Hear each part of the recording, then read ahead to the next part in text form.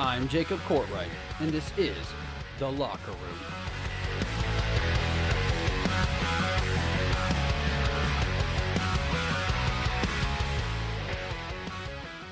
What is going on, everybody? Welcome into another episode of The Locker Room. Welcome to all you newcomers. Welcome back, you Locker Room faithful. So glad to have all of you joining us again. Listen, we talk about this every week. I don't know why you're shocked. I don't know why all of you are like, listen, Jacob, why do you keep telling us to follow your social media? Because it is a necessity. Is it a must? I need you guys to follow my social media so you can stay up to date with everything we have going on. We have so many big things in the works, on the way, a bunch of new content, and you won't know that unless you're following our social media. Follow us at the Locker Room Podcast 615 on Instagram, the Locker Room Host Jacob on Facebook, TLR with Jacob on Twitter, and the Locker Room 22 on TikTok. This episode is brought to you by FNX Fitness. Go to fnxfit.com. That is fnxfit.com for all of your gym needs, made right here in the USA. Listen, I've used it to change my life. You can use it to change yours. Use your promo code TLRHOST for 15% off your order.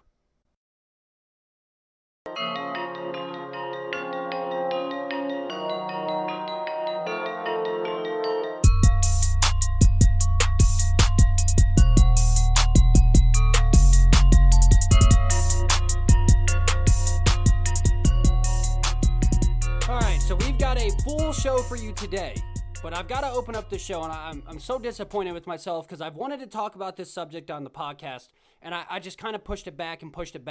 But we're going to talk about it for the first few minutes, and then we'll get into the rest of our content that a lot of you I know are looking forward to. Julio and the Titans. We've got, of course, the recap on Floyd Mayweather versus Logan Paul. And then, of course, we got to talk a little NBA playoffs. But to start off the day today, to start off the show, we got to talk a little women's College World Series of softball. So if you haven't been watching the Women's World Series, you've been missing out. They have been incredible. I mean, we had a battle of James Madison versus Oklahoma, where Oklahoma had lost their first game, and then Florida State had to play Alabama, and Florida State had lost their first game. And it was one of those things where it was looking pretty grim for the two teams that have finally ended up in the College World Series, which is Oklahoma versus Florida State. Both teams had to crawl out of the loser bracket all the way up into the winner's bracket to finally make it to the World Series. So if that's not already a dramatic, storyline, I don't know what else to tell you. Like, the only thing that you could add to that story is, and a girl who was blind in one eye and had one arm, hit a home run. Like, that's about as dramatic as you can possibly get. Both these teams on the verge of going home, claw all the way back up. We have a number one in Oklahoma who has pretty much dominated the year. They've been number one all year. They've had 2 losses on the year. They're probably, and this is not me trying to be over-exaggerative or over-exaggerating is probably the right word to say. They are probably the best hitting team that I've ever seen when it comes to the college sport. That's not a joke. I mean, this team they've had double-digit games in, I think it was something crazy, 20-something of their 30-plus games. They just score. They can hit home runs like it ain't nothing. You know how normal teams have base hits? And I'm talking like a Valley girl right now. But you know how most teams have base hits? They have home runs. That's just how, I said again, oh my goodness. That's how Oklahoma works. That's what they do. Oklahoma hits home runs. Florida State, on the other hand, it's a very interesting matchup because Florida State is a base hitting team. They are a scrappy team that has pretty decent pitching, I will admit. They're pretty good at pitching. But they're a team that is just going to get people on base and slowly hit those in. They're very good at getting people on base and then scoring those runs when they have people on base. That's a lot. That's a missed statistic that I think we don't really pay attention to when it comes to college baseball, college softball, the professional baseball league, is the fact that there's a lot of teams that leave people on base. And Florida State's very good at when they can get on base. Now, they've been hit and miss all year. They've struggled throughout the regular season. But when they get people on base, they can score. They're just, I don't know what it is. I don't know if they just kind of lock in and see it. But they're very good at hitting in runs. Very, very scrappy. So we have number 1 versus number 10 in Florida State. Both teams had to crawl their way to this World Series. It is going to be an incredible matchup. I think it's tonight, 7:30 on ESPN. Now, for those of you who have never watched college softball, I'm telling you, it's one of the fastest growing televised sporting events in the nation. That is just statistically true. College softball has skyrocketed through the roof. College volleyball has skyrocketed through the roof. Of course, college football has always been off the charts, but NCAA baseball has skyrocketed off the roof. Like, here's the one thing I'm going to say about the college game, and here's why it's growing so much. The college game is growing because you have a bunch of young and hungry kids who are looking to earn their way through life through sports. You have kids that are either trying to play sports so they can get that scholarship so they can finish their college degree with no debt, or you have kids that are trying to get to the league. And that's the beautiful thing about college. College brings a certain type of energy. College brings a certain type of passion. College brings a certain type of drive that you do not get at the professional level of any sport. I can't think of a sport that there's that kind of drive. Now, there's that kind of drive when it comes to the playoffs, but I'm talking about from start to finish. What's a common phrase everybody says? Well, I don't watch the NBA until it's playoff season. Or the NFL only gets really, really good when it comes to week 5 or 6. Or, name the sport. Name the professional sport. The WNBA sucks. We can all agree there, okay? And that is not and I'll preface this now because I'm sure someone's going to try and take my words out of order. The WNBA is not failing because women are playing that sport, because then we would not see women's college volleyball, we would not see women's college softball skyrocketing through the roof. It's not that they're women. It's the fact that they can't make a damn layup consistently. I mean, there was record numbers of missed layup this year in the WNBA. It's boring. Everything's turned into a political mess. No one cares about politics. Everybody cares about sports, right? Everybody cares about fun stories, and that's what you get in the college game. It's so much fun, and it's not about them being women. It's about the fact that the WNBA doesn't know how to brand themselves. The WNBA doesn't know how to make a layup. Therefore, no one wants to watch the WNBA because people want to watch very good competitive sports, whether it's a woman, whether it's a man. It does not matter. And I think the simple fact that women's college softball and women's college volleyball is skyrocketing through the roof is the complete 100% proof of that. Now, off of my rant there, the college game is so much better than professionals. It's unreal. The only other sport that I could see kind of even close to college sports, and if you look at it statistically, because I have, football, NCAA football gets better ratings than every other professional sport, and the NFL and the NCAA football are very, very, very close. It depends on the year. We've seen the NCAA football bracket shoot way up above the NFL over years, and we've seen it kind of go even. We've seen the NFL go up, so that kind of depends. But any other sport, if you look at across the board, college dominates professional sports because you get a type of energy, a type of passion that you will never get at the professional level until it hits playoff time. And I think there's no better example of that than Women's College World Series. It has been incredible. Listen, I don't know half of the teams that were in there. Like, there was a team, James Madison, which I do know a girl actually going to James Madison, Miss Josie Polk. I coached her actually for 2 years in volleyball at Page High School. She's on her way there on a scholarship. But when you have James Madison battling it out, when you have Alabama, which, can we all agree that Alabama needs to stop being good at everything? Like, listen, you can have football. You can have football. Fine. Nick Saban's the greatest coach ever. You can recruit all these amazing 5-star athletes all day long. You don't also need to be good at soccer and also need to be good at softball and also need to be good at basketball. Like, can you just leave a sport for somebody? Just go away. You can have football, whatever. You and Dabo Swinney can just battle it for the title for the next 20 years until both of you die of old age. But, like, just stop. We're done with Alabama being great at everything. That, needless to say, Alabama and Florida State had an incredible battle with Florida State winning that 2-0. But it's just so much fun. Go, I'm telling you. If you've never watched women's college softball, watch it tonight. 7:30 ESPN. You're going to see Oklahoma versus Florida State. I think Florida State is going to make this a lot more interesting than most people have been talking about. A lot of these announcers have talked about, Oklahoma's going to wipe the floor. And listen, Oklahoma's the greatest hitting team I have ever seen in any kind of bat to ball sport. Now, I can't attest for cricket because I've never looked at the stats for cricket. But, I mean, they hit home runs as singles. That's what Oklahoma does. But Florida State has that young, hungry dog in them, and I think that's going to surprise a lot of people. I expect Oklahoma to win the College World Series once again. It just seems like they just keep winning year after year after year. But I expect Oklahoma to win this series. I expect Oklahoma to get it done in 3. I do believe Oklahoma wins tonight. Florida State steals the next game. Then we finish this thing out in 3. I think Oklahoma gets it done there. But don't count Florida State out for being the crazy underdog. Thank you, Jen, for reminding me that I needed to put this segment into the show today because it's just so much fun to watch. And I promise you, if you watch the College World Series tonight, turn off the NBA game. It's going to be boring anyways. We all know that the Atlanta Hawks are about to get destroyed because you can't come back against the 76ers after they stormed all the way back and almost beat you by 4 after you were up by 30 points. Like, it's done. The 76ers are going to dominate the rest of the series. Turn that off. Turn on the College Women World Series because it has been fantastic, and I'm so glad to see that sport continually rising and rising and rising. Now, on to the good stuff. No, I'm just joking. Now, on to the Tennessee Titans. The Tennessee Titans secured one of the larger assets of the offseason. The Tennessee Titans secured arguably the best wide receiver in the NFL if he's healthy. If not, a top 3. If you want to take Devontae Adams, if you want to take DeAndre Hopkins over him, that's fine. I'm not going to argue those points because I think it is very close when it comes to Julio, Hop, and Devontae Adams. Almost forgot his name there. I think it's going to be very close between those 3 as who's the best wide receiver in the NFL. But Julio Jones, if healthy, is the best wide receiver in my opinion. He can't be outmuscled. He can't be outran.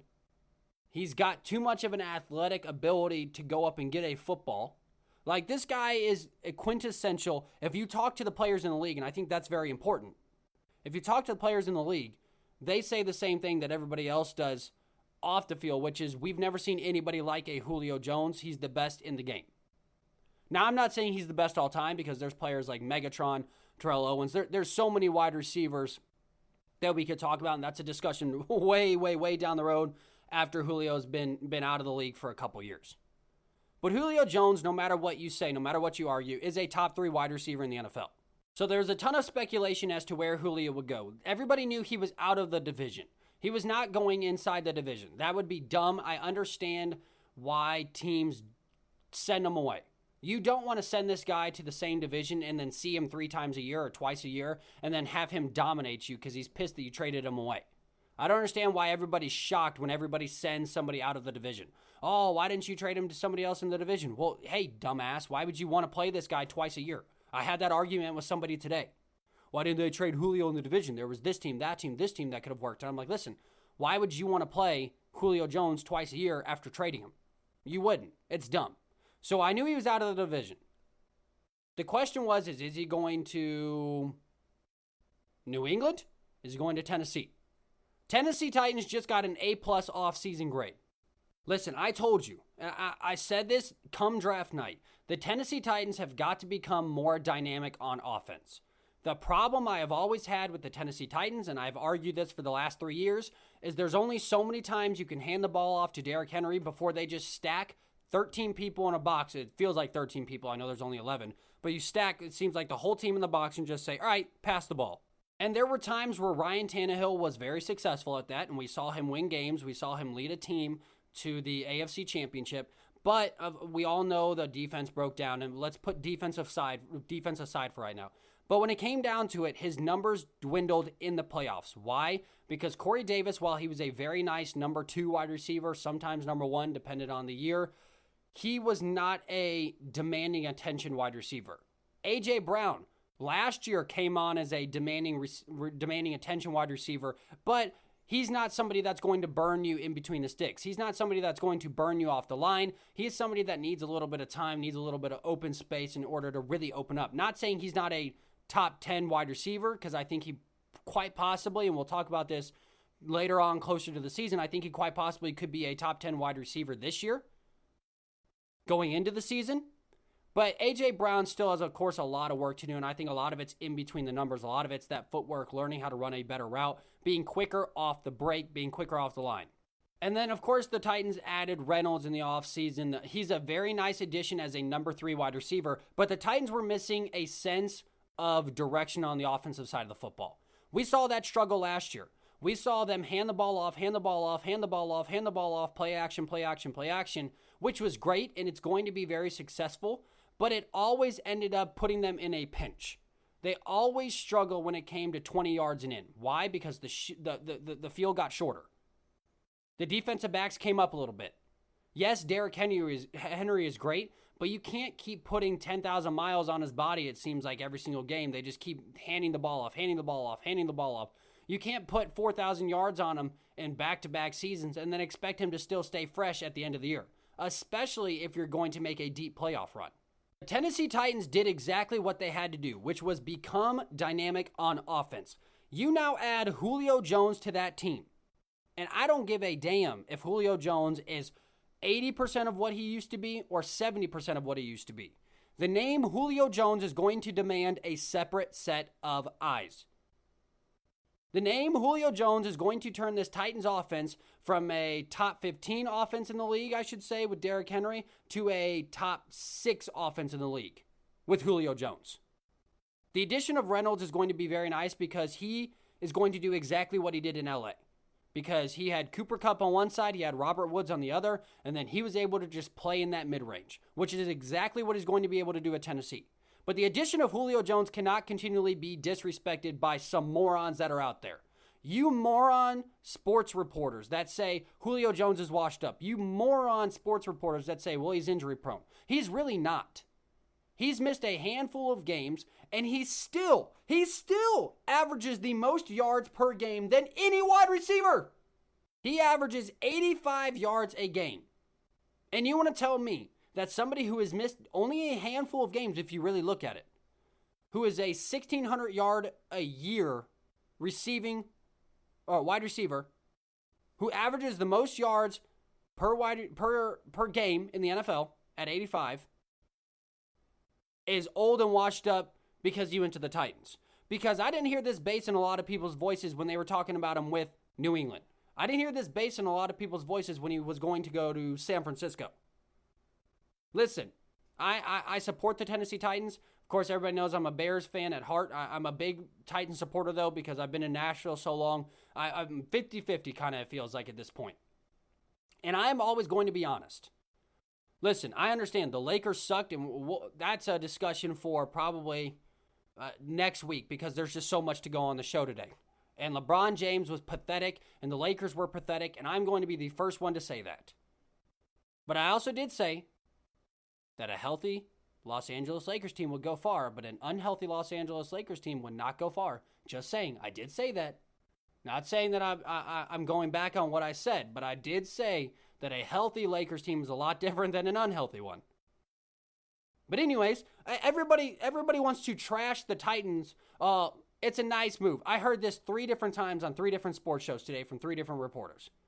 It's a nice move for the Titans, but it still really doesn't propel them any further. I also heard this, that Julio Jones does nothing for the Titans because he is not a blocking wide receiver. He is not going to a system that is going to be for him. He's going to a system that only wants to run the football, which is the only thing the Titans can do. I'm sorry, Pat McAfee said this yesterday. You're stupid. If you don't think that wide receivers help the running backs and running backs help the wide receivers, if you don't think that Julio Jones going to the outside is now going to turn that safety's mind around, where is that safety going to come up and play the run and try and stop 2,000 yard a year rusher Derrick Henry, or is he going to try and shade over and not leave Julio one-on-one? Who are you going to leave one-on-one? Julio Jones, Derrick Henry, A.J. Brown. Oh, and if all of that doesn't work, you have Reynolds, who I think is going to be the missing link here that can come across and pick up those 5 to 10 yards, because that's exactly what he did in L.A. I can't with you reporters anymore. The reason I started a sports podcast, it's always been a passion of mine, but it's simply because I'm tired of dumb-ass sports reporters who have a job because daddy has a lot of money or because they knew Susie down at ESPN. And Susie talked to John, and then John's the head of this, and then John hired Dan, and now Dan's a dumbass reporter. I mean, that's just the facts. You're dumb. I'm not saying, and here's what I'm not saying, because people are going to shade this one way or the other. I'm not saying that the addition of Julio Jones makes the Tennessee Titans a Super Bowl contender. Because the biggest question mark when it comes to the Tennessee Titans is going to be their defense, and more importantly, their defensive backs. They got Janoris Jenkins, great. They drafted Caleb Farley, who I praised and praised and praised and was my number one cornerback from day one. Great. How are they going to perform? There's so many question marks when it comes to the Titans' defensive backs that is a big enough question mark for me to not go ahead and put them in the Super Bowl contender spot. That's the exact same thing I talk about when it comes with the Indianapolis Colts. How is Carson Wentz going to be? I'm not going to propel the Indianapolis Colts to the Super Bowl until I know that Carson Wentz is a formidable quarterback once again. So what I'm not saying is that the Tennessee Titans are Super Bowl contenders. What I am saying is that the addition of Julio Jones makes the Titans offense one of the most dynamic, one of the best in the NFL. There's no way around that. Derrick Henry is a 2,000 yard a year rusher. Julio Jones is a 1,600 yards a year wide receiver. Averages the most yards per game. And while a lot of people think he's injury prone, I think Julio Jones, and what we have heard from a lot of people, especially the Shannon Sharps and the people that are very close to him, is that Julio is finally 100% healthy. He's going to a place where he feels he can exercise that health in the best way possible, and that Julio is destined to have a massive year this year. If there's one thing you don't want to do, it's disrespect one of the best wide receivers in the NFL. If there's one thing you don't want to do via the Atlanta Falcons, you morons, I don't know why you started this whole thing. Well, Julio is up on the trade block, and then Julio came to them and said, listen, then I'm out. Like, it was just a question mark. They were just testing the waters. From the reports, it's that the Atlanta Falcons wanted a first-round pick. They offered him to a bunch of teams at the draft. Nobody wanted to give away their first-round pick, so therefore, everything got leaked out, because that's how it always works. So they tried to trade him at the trade deadline, or at the draft. No one took a bite. No one wanted to give away a first rounder. So the Tennessee Titans slide in and give a second rounder and a fourth rounder. Listen, if Julio Jones is healthy, he is worth a second and fourth round pick. If Julio Jones is healthy as arguably the best wide receiver in the NFL, and you pair him with somebody like Derrick Henry, I don't understand what teams think they're going to do to try and stop this offense. You can't throw shade at Ryan Tannehill because next to Patrick Mahomes, he has the best play action numbers in the entire league. This isn't Ryan Tannehill in Miami when he was struggling. This is a Ryan Tannehill who has found his way, who has been the most accurate quarterback in football. Last year he was statistically, and this year in the top 5 accurate quarterbacks statistically, and also he's number 2 to only Patrick Mahomes in play action passes. That's percentages, completions, everything. I don't understand why people are disrespecting Julio Jones so much. I think Julio Jones is going to come on. He's going to show a lot of people what he is made of. And I was very harsh on the Titans. I'm always very harsh on the Titans and Bears. I thought the Titans did a good job in the draft. I thought the Bears did a great job in the draft, but I thought the Titans did a good job in the draft. I thought they addressed a lot of the key issues, which was always defensive back, and I've been preaching that for the last 3 years. And they had some very good offseason pickups, Janoris Jenkins being one of them. I mean, they've got some guys that can play, some veteran guys. And so overall, I gave them a B-. I thought they did very well addressing the needs that they needed in the draft, addressing the needs that they needed in the offseason, accumulating together as a B-. You add Julio Jones into that mix, it already jumps up to an A+. The Titans know they're going to struggle on defense. They know they have holes. They know that there are some question marks on that defense. They know there's a lot of young players that have to step up this year. And they know that they have a very small window to try and win a Super Bowl. The Titans, in my playbook, have 2 years. You have this year and next year to see what you can do, see if you can win a Super Bowl. If not, at that point, you've got too many players way up in age, too many contracts that you're not going to be able to re-sign to one-year deals, too many veterans that are on the tail ends of their careers. It's never going to work. So you have 2 years. So what do? You say, hey, listen, we are going to bring a winning spirit to Nashville. We are going to go out and get Julio Jones. We're going to take a chance. They took a chance on Jadeveon Clowney last year, which is something that not a lot of teams have done. Not a lot of teams go out of their comfort zone to take chances. And guess what? Last year, it bit them in the ass because Jadeveon Clowney was a complete crap show. And listen, my mom says she hates that man with a passion for how he treated Nashville and how he played. And I love my mom to that, and it cracks me up because I agree. Gave Tennessee no other options, no other chances. He was pathetic when he did play. I know he got hurt, and I can't blame a player for getting hurt, but he was pathetic when he actually did play. But the Titans said, listen, we're taking another chance, and this time we're going to try and hit a home run, and I think they did Julio Jones is going to predict, or excuse me, not going to predict, is going to project the Titans as the number one team in the AFC South, and very well could project the Titans to a Super Bowl in the next 2 years if they get their stuff together.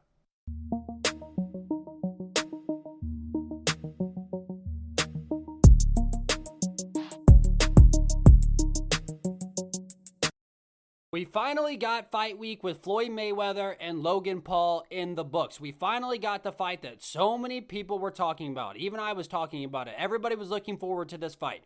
Well, Showtime pay-per-view finally put on a real show. Unlike the Triller trash events that we watched last time, unlike the Triller garbage that we had to suffer through in the Jake Paul-Ben Askren fight, which we all waited up till 1 in the morning to watch Ben Askren get knocked out in the first 9 seconds. It was pathetic. Everything about that was horrible. Showtime said no. Hell no. Showtime said this is about fights. And it was about fights. The first thing I loved about this event is there was 4 fights on the fight card. Now, I could use a little bit more. I like a little bit more meat on my bone. I like to watch a little bit more fighting. Maybe 6, 7 fights. I'm fine with that. But the problem I have with like these Triller events, and the problem I have with a lot of these other boxing events, is they'll have 11 prelim fights and then be like, all right, well, you have to wait 6.5 hours before you can watch Floyd Mayweather, Logan Paul. Well, you have to wait 5 days so you can finally watch this match that's going to end as a boring-ass fight. And we'll talk about why I knew it was going to be a boring-ass fight here in just a little bit. I like the fact that they said, no, we're going to open up with Chad Ochocinco. He's making his boxing debut. That fight was the fight of the night. Hands down. And then they said, we're going to end with the main event, Logan Paul, Floyd Mayweather. This isn't going to be some long, drawn-out, boring event. They kept it going pretty quick. And listen, up and down this card, it was great from start to finish except the finish. It was great from start to the third round of the Floyd Mayweather-Logan Paul fight. And then it just got boring. It was, Chad Ochocinco won the fight of the night. Listen, his showmanship it's unmatched. I love Chad Ochocinco. I love the fact that he was just joking around. Not joking around. He was taking it serious. But I love the fact that he was taunting. He was flexing. He was kind of moving around. And guess what? Chad Ochocinco got clipped. He got knocked down pretty good. And I love the fact that he had the wherewith to be a showman and try to be a boxer all at once. That's what I love about good boxers. Floyd Mayweather has never been a showman and a good boxer at the same time. He's either a showman or he's a boxer. There are a lot of great boxing personalities. Mike Tyson was a very good boxing personality. He was intimidating and scary in the ring. He personified a very scary human being. Muhammad Ali, the greatest showman when it comes to boxing, right? You have Tyson Fury, who's literally licking the blood off his opponent's neck while in the ring. You have great showmen who put on shows and are incredible boxers as well. And Floyd Mayweather's never found that good balance. He's never really been that guy in the ring where you're sitting there going, wow, that's flashy. Wow, that was great. Wow, that's, look at him dodge. He kind of did a little bit of it with Logan Paul, but that's because he could get away with a lot of it. Because Logan Paul is not that great of a boxer. He's an athletic kid who seemed to train really, really hard. All he wanted to do was survive 8 rounds, and he did. But whenever Mayweather headlines an event, while he's a great boxer, phenomenal boxer, arguably the greatest boxer of all time, 50-0. It's very hard for a lot of people to sit there and go, oh, wow, that was super entertaining watching his fight. Because most of the times it's not. He is the greatest defensive fighter to ever fight. The greatest defensive boxer to ever live, that's him. But he's not a great showman when it comes to being in the ring. He's just not. So I knew that this card had the potential to be boring as hell or fun as hell. And I thought the card overall, the Ochocinco fight was the fight of the night. The showmanship was a lot of fun. Ochocinco wasn't a great boxer, but he was still landing punches. He got knocked down in the final round, which inevitably, cost him the fight. But I thought it was a lot of fun. You had a couple of seasoned veterans come in and box, these young guys, and they were throwing haymakers. And I mean haymakers. That Jarrett Hurd and the Luis Arias or whatever his name is, that fight was the best fight. I mean, when it comes to wanting to watch fists fly, that was the best fight in terms of just bloody bath where they were just beating the living hell out of each other. Now, Ochocinco, Chad Johnson's fight versus Brian Maxwell, I think was the the most entertaining fight of the night. It was a very fun exhibition match. Chad Ochocinco represented himself well. Listen, he's not a boxer. He's also 40 plus years old. And he went out there, he was a showman. He was a lot of fun. So overall, Showtime already gave real fans of fighting, real fans of boxing what they wanted. They said, listen, we're going to put together real fights, and even if it is a celebrity fight, we're going to get a guy like Chad Ochocinco who's going to put on a show, who's going to be a showman in the ring, who's going to get people smiling and clapping and cheering and on their feet, and still get knocked out at the end of it, right? Like Brian Maxwell just said, nah, click, done, smack the canvas. So if that's what's going to happen, I'm fine with that. I love events like that. I don't mind celebrity boxing if we're going to see real boxing. If we're going to see Chad Ochocinco get knocked out, I mean, listen, I was cheering for Chad. I wish Chad would have knocked Brian Maxwell. But if we're going to see someone get knocked out in the celebrity boxing match, I'm all for celebrity boxing matches. But if we're going to see this pity party like Jake Paul threw last time, where you have all these celebrity all these celebrity boxers, he's fighting Ben Askren, who's 45 pounds overweight, just came off of hip surgery like 6 months earlier, clearly didn't care for the fight and was there for the money, then I don't want it. Get it out of here. Get it out of here. So overall, like the fight card. Overall, like what Showtime did. And like I said, I understand they're trying to bring a different element to boxing. Boxing has lost a lot of ratings as of late because it can be like baseball. Very boring, very monotonous, and they don't do a lot to dress it up. Baseball stays in its time. I get it. It's America's pastime. Well, I think it's past time that the MLB finally starts doing something exciting. That's the same thing with boxing. If it's not Tyson Fury, if it's not Floyd Mayweather, if it's not Manny Pacquiao, if it's not one of the big headliner guys, if it's not Anthony Joshua, if it's not any of these guys, then most of these fights aren't being watched on a serious, not a serious basis, on a strong following like a UFC Fight Night, for instance. UFC Fight Nights, I get it. It's its own animal, and I'm not trying to compare MMA to boxing. But UFC Fight Nights, even when they have guys that you've never even heard of, tend to get more views than most average boxing matches. Why? Like I said, boxing just stays within its times. So Showtime, I understand, they're trying to do something that Triller failed at miserably. Put a show within the show. So we had the Migos come out, and listen, I'm not a big Migos fan, probably because I can't understand a word that they're saying. And if you want to talk to me about rap, I want some Biggie, I want some Tupac, I want some Eminem, I want some Joyner Lucas, I want some NWA. Like, you give me some good guys. You give me some Yin Yang Twins. Like, come on. Come on, guys. Give me a real artist here. I mean, listen, I'm even fine with Lil Wayne. It's a little too much auto-tune. No pun intended. But I mean, if we want to talk about real music. So I'm not a big Migos guy, right? I just don't like the whole mumble rap generation. That's just, it is what it is. I'm an old ass, right? That's how it works. But I like the fact that the Migos introduced, we're introducing fighters and we're putting on a little show before the boxing match. I like the fact that I don't know who the hell was with Floyd Mayweather when he walked out. That dude rapping, he seemed to do a pretty good job though, and people enjoyed it. I don't know who he was. I'm an old guy who doesn't stay within the times, and I kind of like my 10 rappers that I've always liked, and I will die on that sword until I'm actually dead. So I like the fact that Showtime's trying to beef it up. They're trying to make it more entertaining. They're trying to have better announcers. They're trying to have fighting personalities that people will enjoy listening to. They're not sitting there trying to have Justin Bieber have a 5-song set, and then after that, Taylor Swift comes out for 10 songs, and then after that, they have a 10-minute intermission, then they come back, then you have the Migos, then you have 6ix9ine or whoever the hell else is rapping nowadays or singing nowadays, and they put on this horrible Meg Thee Stallion. I know that's a thing, I think, right? They bring out all these horrible singing personalities. They make them all sing 3 songs apiece. Next thing you know, I'm watching Jake Paul and Ben Askren at 3 in the morning. Hell no. Showtime said, we're going to make fighters fight. We're going to make this about the fight, but at the same time, we don't want to get stuck in the times. We don't want to get stuck doing what baseball does, which is continually grind it out and lose viewership and just say, oh, no one likes baseball anymore. No one likes watching boring baseball when you're not trying to beef it up at all. You're not trying to make things more interesting, more spicy. Now, I'm not saying have when I say more spicy, I'm not saying have Magic Mike's out there dancing in between innings. But I'm saying you've got to do something. You've got to up it with the time. Speed the game up. I shouldn't be watching baseball for 4.5 hours for it to end 2-1. And I get there's going to be some of you who are like, that's baseball. I get it. And there's going to be you boxer fans that are, that's boxing. I get it. And I am a traditional guy. I love traditional. But at some point, you've got to start innovating a little bit.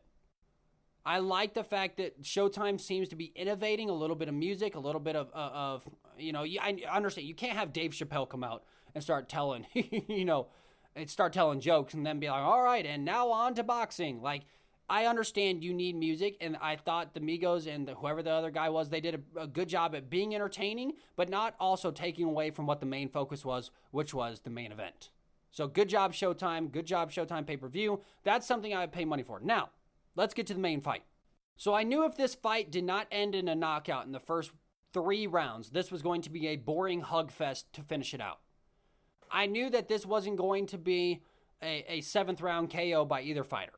This was going to be an early round exit from somebody, or it was going to be a let's hug for 7.5 minutes to end out these last 4 rounds and bore everybody to death, and that's exactly what it ended up becoming. Logan Paul and Floyd Mayweather hugged each other more than I think I've ever hugged my own father in my entire life. And I hug my dad a lot. Logan Paul, I've got to commend him though. I hate the Paul brothers, but I think I kind of like Logan Paul. I think I kind of like Logan Paul. He gave a very inspirational speech at the end saying, I beat the odds. You can beat the odds. I'm tired of people saying that, and it's true. You always get stuff put on you. You can't do XYZ because of this. You can't do XYZ because of that. And Logan Paul said, you can beat the odds. You can overcome the bull crap that people put in front of you. You can tell people to shove it and prove them wrong. And I love the fact that Logan Paul had a very inspiring message afterwards. So I'm going to come out here on the air and say it. I'm a big Logan Paul fan. Go Logan Paul. I don't like him, but I like him. Listen, he's a douchebag, but he's a likable douchebag. You all know that one person. I'm sure some of you are probably saying that about me. Like, you're a douchebag, Jacob, but you're kind of likable, right? You know that one guy at work, or you know that one person that you're just like, man, they're kind of an ass, but I also really like hanging out with them. They're a really fun person. That's the reality. There's those people out in the world. Logan Paul is one of those guys. He's kind of an ass. He's had a lot of problems. He's a cocky, arrogant douchebag. But if you're worth $45 million, I don't know how much he's worth. Let's just say $50 million or whatever.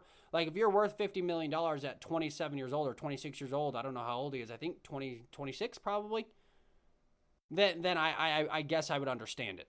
But I'm a Logan Paul fan. I'm coming out on the air and saying it. I hate Jake Paul. Jake Paul can forever die in a hole. It's a little aggressive. I don't want Jake Paul to die, and I'm not threatening Jake Paul's life. I know how cancel culture works. Everybody's just going to start saying, I wish death on Jake Paul. I don't. I just wish Jake Paul never boxed again or saw the light of day and that he was banned from all social media so I would never have to look at his stupid face. And I'm hoping that Tyron Woodley is my savior in that and knocks Jake Paul out, which that's a talk for another time. But I like Logan Paul. Very inspirational message. And he did his job. Listen, Logan Paul won this fight.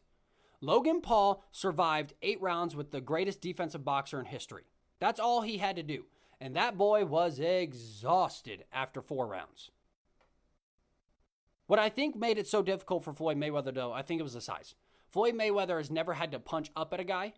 He's always been even keel. He's fought big dudes before. He's fought very muscular dudes. But he's never had to punch at guys up in the air. They've always been pretty even keel with him. I knew that this was going to turn into a hug fest right after, when it came to the 3rd round and Floyd came out with that flurry. And I saw him catch him a couple of times. But I knew that, now there is one point where Floyd did catch him, and a lot of people are speculating that Floyd knocked out Logan Paul, which he very well might have. Listen, I'm a conspiracy theorist myself. It looked like Logan Paul buckled. It looked like Logan Paul was out, and it looked like Mayweather held him up. Now, I'm not saying it happened, but it looked like he held him up till he regained consciousness. Otherwise, it looked like it was a pretty clean knockout. But let's put the conspiracy theories aside. Let's say that he was conscious the whole time. It was always going to be difficult for Floyd Mayweather to knock out Logan Paul or do enough damage to Logan Paul in order to make this a fight that a lot of people wanted to see. A lot of people wanted to see Logan Paul hit the mat. A lot of people, which I'm not saying that he didn't. I'm not saying that he couldn't have. I'm not saying that he got knocked out and he was held up by Floyd Mayweather. I wouldn't be that conspiracy theorist guy. But a lot of people were expecting a big show. They were expecting Floyd to do a lot more than what Floyd did. Logan Paul won this fight for the simple fact that Logan Paul went 8 rounds with the greatest defensive fighter ever, and he was being a showman while doing it. He's joking around. He's swinging his fist in the air. like they used to do in the 1940s before they fought. I don't know if that's true, but I know that that's just a funny cartoon thing that we all have all seen before. And Logan Paul did just that. And I will admit, it was fun for the first 3 rounds. I was like, oh, this is exciting. Logan Paul landed some shots. We knew this wasn't going to end in a knockout if it didn't happen the first 3 rounds. Mayweather, I have told you this and I talked about this earlier. Mayweather is not a flashy showman when it comes to boxing. He's the greatest defensive boxer ever. He's a flashy showman when it comes to his lifestyle, to everything outside of boxing. But in the ring, he's one of the most boring fighters to watch in the history of boxing. And I'm not saying that's a bad thing. I've enjoyed watching him fight. That's just the reality of who he is and what he does. He misses, dodges, and then counterpunches. That is the key to Floyd Mayweather's success. That is why he's 50-0. That is why he's the greatest defensive boxer in history. I didn't think Lloyd. I didn't think Floyd was going to have the power to knock out Logan Paul or was going to be able to get in close enough or punch high enough, because he just had to punch up the entire time. So it turned into exactly what I thought it was going to, which is a boring-ass fight after the 3rd round. There was a good flurry. It was fun. Logan Paul ended it with some flair. But at the end of the day, this was a loss on Mayweather's record for the simple fact that he didn't do what a lot of people speculated he should, which is knock Logan Paul out, which is dominate Logan Paul from start to finish and make Logan Paul hate his life. It seemed like a very boring exhibition match. After his one flurry, it seemed like Floyd got pissed there for a second, had a nice flurry in the 3rd, and Logan was exhausted. I don't understand why Floyd didn't put on the pressure, but it was very boring the rest of the way out. And that is one of the reasons why I hate these celebrity boxing matches when it comes to stuff like this, is boringness. But this one more so is the simple fact that Mayweather has never been an exciting fighter for a lot of people, especially me. He's a very good fighter, greatest defensive fighter ever. But he's not a guy that you want to, he's not a Tyson Fury. If this was Tyson Fury versus Logan Paul, it would be Tyson Fury knocking Logan Paul down 5 and 6 times and just enjoying the fight, right? It'd be everybody getting what they want, which is watching a Paul brother fall to the ground.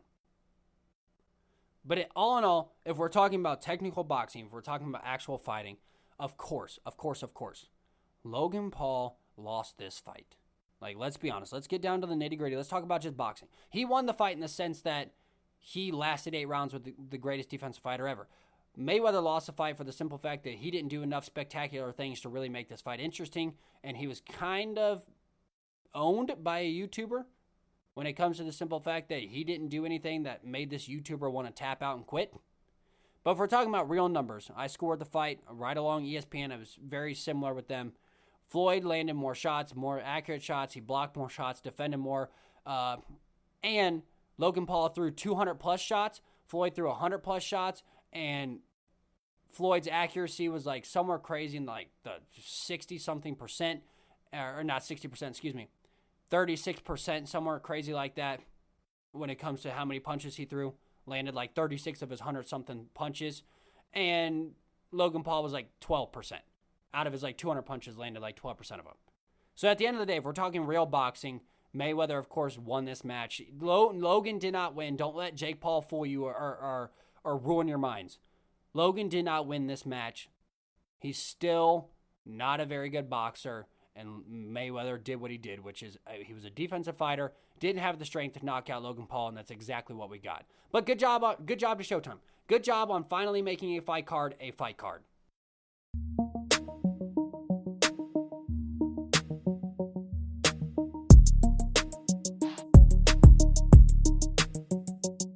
To finish out the show, let's talk a little bit of NBA. We're not going to dive too deep into it because we got a big NBA update and show going on next week. There's a lot of early round matchups. Listen, we're going to talk about the Lakers next week as well. The Lakers were pathetic. I told you a healthy Lakers team, though, and I repeatedly said this. A healthy Lakers team goes far. An unhealthy Lakers team won't. And they were unhealthy, and eventually it led to the Phoenix Suns beating them, of course. But the Phoenix Suns are going to beat the Denver Nuggets. The Nuggets just don't have enough guard defense. They've got Michael Porter Jr., but other than that, they don't have enough guard defense.